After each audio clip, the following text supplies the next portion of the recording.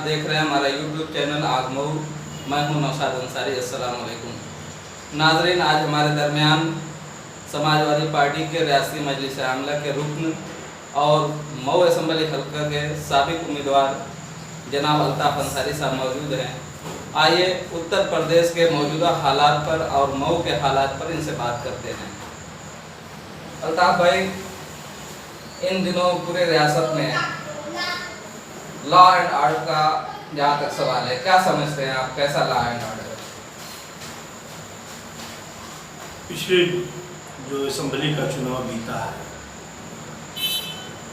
Bharatiya Janata party और देश की बहुत सारी राजनीतिक दलों ने उत्तर प्रदेश में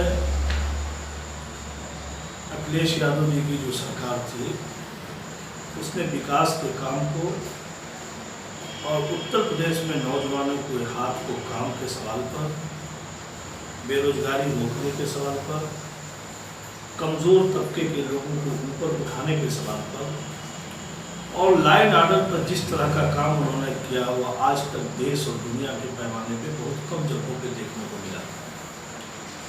आपने पूछा कि लॉ एंड ऑर्डर के सवाल पर, लॉ एंड ऑर्डर पर मैं एक बात बता दूँ, पुलिस की भर्ती अखिलेश यादव जी की सरकार में ज़बरदस्त तरीके से हुई थी। उसके बाद 100 नंबर डायल 100 इसको कहते हैं, डायल 100 ने उन्होंने जो विदेश की नकल करके लाए थे हिंदुस्तान में, और हिंदुस्तान की किसी रियासत में उसको इस तरह का अभी कहीं देखने को नहीं मिला था। और डायल 100 जो शुरुआत में अखिलेश यादव जी की हुकूमत ने जिस तरह का काम करना शुरू किया था, उसका एक ऐतिहासिक सामने लोगों को उसका परिणाम देखने को मिल रहा था। मगर हिंदुस्तान की जो भारतीय जनता पार्टी की सरकार और उत्तर प्रदेश में जो चुनाव हो रहा था, तो मैं प्रधानमंत्री से लेकर और उत्तर प्रदेश के छोटे बड़े सभी राजनीतिक दल के नेता और ख़ास तौर से भारतीय जनता पार्टी के लोगों ने कहा कि उत्तर प्रदेश में कानून व्यवस्था बिल्कुल समाप्त है, लड़कियों का सरेआम लूट हो रही है, व्यापारियों की लूट हो रही है, विद्यालय के विद्यार्थी सुरक्षित नहीं है। यह बात आम जनमानस तक बैठाने का काम किया था और यहाँ तक कि पुलिस की भर्ती को भी यह कहा था कि एक जात विशेष के लोगों की भर्ती हुई थी। हालांकि यह सच नहीं था। पूरे उत्तर प्रदेश के हर जात, हर बिरादरी, हर समुदाय, हर लोगों के बीच के लोगों की निष्पक्ष और बड़ी ईमानदारी के साथ जो लड़के अपना लिखा में, पढ़ी में, दौड़ में, जो अपने इंटरव्यू में जो आए थे, उन सब लोगों को बड़ी ईमानदारी से उत्तर प्रदेश की सरकार ने भर्ती करा दिया था, जिससे कानून व्यवस्था को भी रोकने में कामयाबी मिल रही थी, डायल 100 से भी कामयाबी मिल रही थी। और उत्तर प्रदेश में जो मुख्यमंत्री अखिलेश यादव जी का जो काम करने का तरीका था, वह लगता था कि नए हिंदुस्तान, जो आज झूठे संकल्प की बात हो रही है, अखिलेश यादव के ज़माने में लग रहा था कि नया हिंदुस्तान, नया उत्तर प्रदेश, नई सोच, नई पॉलिसी, नए नौजवान, हर तरह की सोच कहीं दिखाई दे रही थी। मगर झूठ हावी हो गया और उत्तर प्रदेश में हमको जो है शिकस्त खानी पड़ी। या मैं आपके बीच में अपनी बात करता हूँ। आजकल मॉब लिंचिंग का मामला चल रहा है। मॉब लिंचिंग जगह जगह की जा रही है और हमारे वज़ीर आज़म, वज़ीर आला कहते हैं कि हम उसके खिलाफ हैं, लेकिन कोई कार्रवाई नज़र नहीं आ रही है। इसकी वजह क्या है कि मतलब इस पर रोक लगाने में मतलब जो हमारी सरकारें हैं नाकाम हैं? क्या खास वजह है आपके नजरिए में? मॉब लिंचिंग का सवाल पर एक बात मैं बिल्कुल साफ तरीके से आपको बताऊँ, हिंदुस्तान की सरकार और उनसे संबंधित जो सूबों की सरकार है, उनकी नीयतें साफ नहीं तो सरकार जिस दिन मन बना देगी, इस देश में किसी व्यक्ति की हिम्मत नहीं है कि मॉब को रोक ले, पशु के नाम पर भीड़ तंत्र मार दे और उनकी हत्या कर दे। यह कोई नहीं कर सकता है। मगर यह एक ऐसी राजनीति का रास्ता मिल रहा है। इस यह घटना करने के बाद अभी आप 19 का चुनाव बीता है, भारत के प्रधानमंत्री जी आज मन की बात उन्होंने अपनी किया है दूसरी बार। मगर आज मैं एक बात कहना चाहता हूँ आपके माध्यम से जनता के मान को और इस देश की जनता को, कि यह ऐसा रास्ता है कि सांप्रदायिक उन्माद को भड़का दीजिए। न कहीं नौकरी की बात हो रही है, न कहीं किसी को रोजगार की बात हो रही है, न इस मुल्क में तरक्की और खुशहाली की बात हो रही है। कहीं कोई बहस नहीं चली, सिर्फ एक बहस चली कि इस देश में आतंकवाद, इस देश में मामूली लिंचिंग के सवाल पर और तमाम इस तरह की बातों को कर वोट की खेती हो रही है। और ये जो तत्कालिक घटनाएं घट रही है, ये उत्तर प्रदेश हिंदुस्तान के कई सूबों में चुनाव होने जा रहे हैं और इनके पास अब कोई मुद्दा नहीं बचा। नोटबंदी इन्होंने इसको ढांक दिया, बेरोजगारी को ढांक दिया, इस देश की अर्थव्यवस्था को ढांक दिया और आज जो पिछली बातों को ले आकर मैडम इंदिरा गांधी के आपातकाल को टीवी पे टेलीविजनों पर जिस तरीके से दिखाया जा रहा है, शायद अगर इस तरह से मिल्लत की बात, भाईचारगी की बात, आपस में मुल्क के हिंदुस्तान में हिंदू और मुसलमानों ने इस मुल्क को आज़ाद कराने में जिस तरह से बढ़ चढ़ के हिस्सा लिया था, अगर वह बात अगर दिखाई देती तो आज हर घरों में यह पैगाम जाता, तो शायद हमारे बीच में जो नफरत का वातावरण है वह रुक जाता। मगर इस देश के प्रधानमंत्री जी बड़ी चालाकी से लोकसभा के भीतर बोलते हैं कि आप झारखंड को बदनाम मत करो, मगर उनकी ज़बान से यह बात नहीं निकल रही है कि इस मुल्क को बदनाम करने वाले जो लोग हुआ उनके ऊपर सख्त हम कार्रवाई करेंगे। इस जुमले का इस्तेमाल उन्होंने नहीं किया। इससे लगता है कि कहीं न कहीं देश की सरकार और प्रदेशों की सरकार की मंशा है कि इस तरह की घटना होती रहे और लोग उग्र होकर सड़कों पर निकलते रहे, ताकि लोगों के बीच में नफरत की आंधी बढ़ती रहे।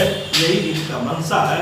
मैं आपके माध्यम से लोगों से भी चाहता हूँ कि इस पर उग्र होने की सवाल नहीं है।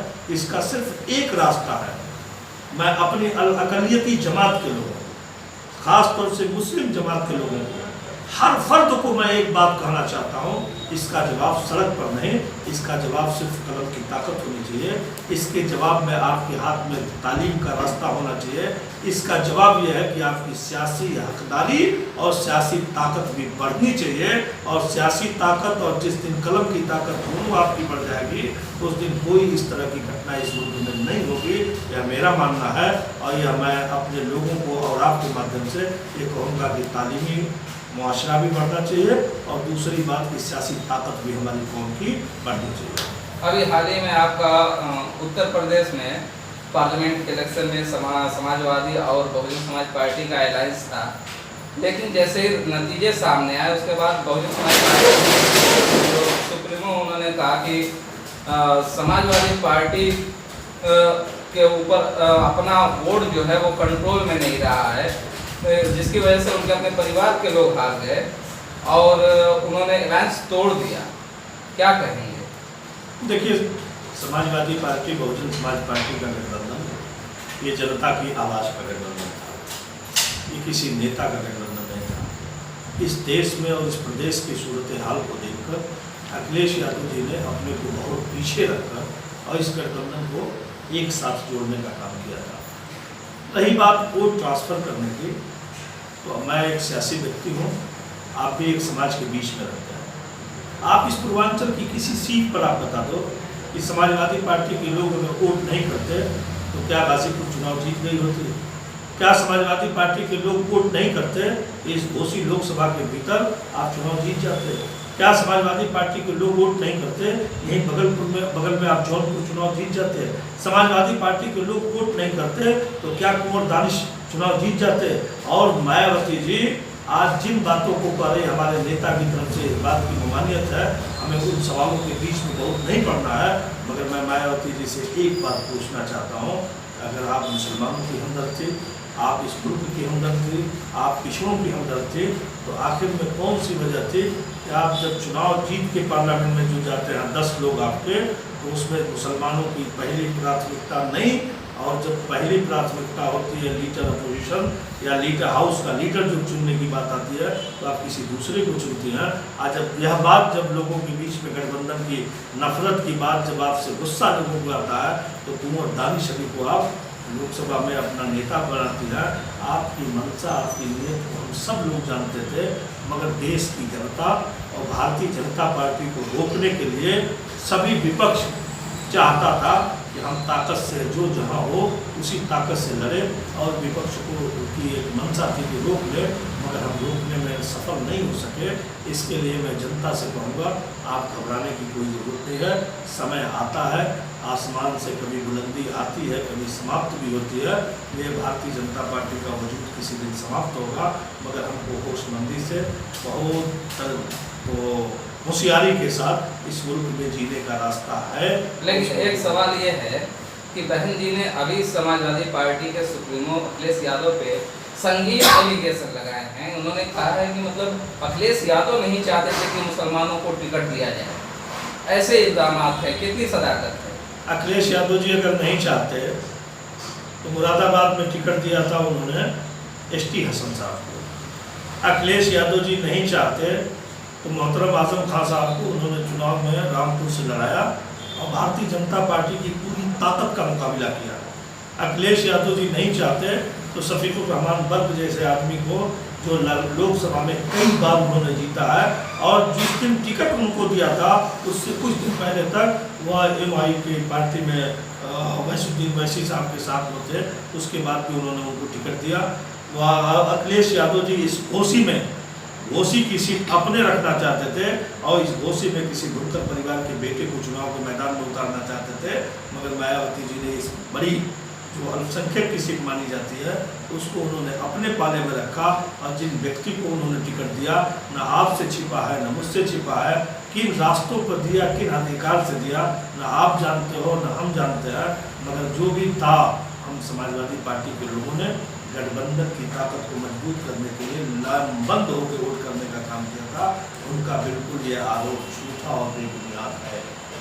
सवाल एक ये है, चूंकि आप मऊ ज़िले से आते हैं, मऊ ज़िला एक ऐसा ज़िला है जो बुनकर अक्सरियत वाला ज़िला है, लेकिन आज बुनकरों की हाल बदहाल होती जा रही है, क्योंकि बिजली के जो हालात हैं आप देख रहे हैं, उससे वाकिफ भी हैं। जिस तरीके से बिजली आँख मचोली कर रही है, और आपका एक तहरीक का, समाजवादी पार्टी का तहरीक का की तारीफ रही है कि तहरीक चलाती रही है, लेकिन आज ऐसी क्या बात हो गई कि समाजवादी पार्टी बहुत पीछे नजर आ रही है? आपको मैं अभी 3 दिन पहले मैंने यहाँ के स्थानीय समाचारों में अपनी तरफ से मैंने एक बयान जारी किया था, समाजवादी पार्टी के राष्ट्रीय कमेटी का सदस्य होने के नाते, कि मऊ जनपद में बिजली की आग मचोली, बुनकरों की तबाही को संभाल कर हम बर्दाश्त नहीं करेंगे। मुमकिन है कि हम कल संबंधित अधिकारियों से भी मिलकर कोई रूपरेखा बड़ी तय करेंगे। दूसरी बात, आपने कहा कि ये बुनकरों का शहर है और बुनकरों की बदहाली है। भाई, मेरी बात को आपके माध्यम से लोग सुनेंगे, हो सकता हो कि कुछ तकलीफ भी हो, और उस तकलीफ में हम भी अपने को सम्मिलित करते हैं, मगर आज अगर बुनकरों की बदहाली है तो उसके लिए जिम्मेदार भी बुनकर है। भी मैंने एक चर्चा की है कि सियासी ताकत एक ऐसी ताकत है कि सियासत के मैदान से ही आपको हक भी मिलता है, नौकरी भी मिलती है, रोजगार भी मिलता है, और आपके माशरे भी अच्छे होते हैं, और आपकी सियासी ताकत से आपको जो आपका कारोबार भी मजबूत होता है। आप बता दीजिए कि पूर्वांचल जो बुनकरों का बहुत बड़ा इलाका है, यहीं बगल में आप चले जाइए आजमगढ़ में, आजमगढ़ का जनप्रतिनिधि कौन है आप पता कर लीजिए। आजमगढ़ का मुबारकपुर में आपका जनप्रतिनिधि कौन है, जो बुनकरों के इलाके से पूरी दुनिया जानी जाती है।